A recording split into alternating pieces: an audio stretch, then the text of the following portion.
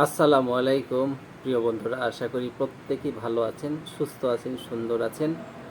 প্রতিদিনের মতো বরাবর আজকে আমি আবারও 3টি প্রশ্ন এবং উত্তর নিয়ে আপনাদের সামনে হাজির হয়ে গেছি। আশা করি আপনারা প্রত্যেকেই মনোযোগ সহকারে শুনবেন এবং আমার ভিডিওগুলো লাইক, কমেন্ট এবং একটু শেয়ার করে দেবেন। প্রিয় বন্ধুরা, প্রথমে যে প্রশ্নটি আমরা উত্তর জানবো সেটি হচ্ছে এটা মানে আজকের প্রশ্নগুলো খুবই কমন, সকলেই হয়তোবা আমরা জানি, কিন্তু হয়তোবা মনের মধ্যে একটা দ্বিধা থাকে, যখন জিজ্ঞেস করবো তখন বলাটা খুব কষ্টকর হয়ে যায়।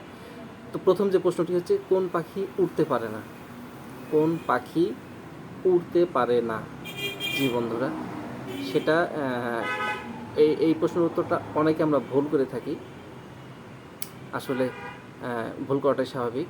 যে বিন্দু পরিমাণও সে কিন্তু উপরে উঠতে পারে না, এক হাত উপরেও সে কিন্তু উঠতে পারে না। সেই পাখিটি হচ্ছে অন্য কোনো পাখি না। আমরা যেটা মনে মনে ভাবছি সেটা কিন্তু না। এই পাখিটি হচ্ছে পেঙ্গুইন।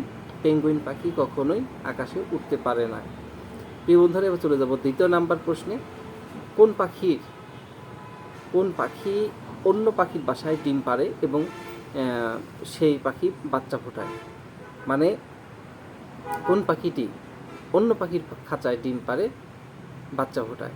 জি বন্ধুরা, এইটা আমরা কম বেশি সবাই জানি এবং এই উত্তরটা অবশ্যই হয়তোবা আপনার মনে মনে যেটা ভাবছেন সেটাই হবে। সেই পাখিটি হচ্ছে কোকিল পাখি। কোকিল পাখি কিন্তু কাকের বাসাতে ডিম পাড়ে এবং কাক সেই এই ডিমটাকে তা দিয়ে বাচ্চা ফোটায়। আশা করি বুঝতে পেরেছেন। তো দ্বিতীয় নম্বর প্রশ্নটি আমরা জানতে পারলাম। এবার জানবো আমরা তৃতীয় নম্বর প্রশ্নটি হচ্ছে, আমেরিকার জাতীয় পাখির নাম?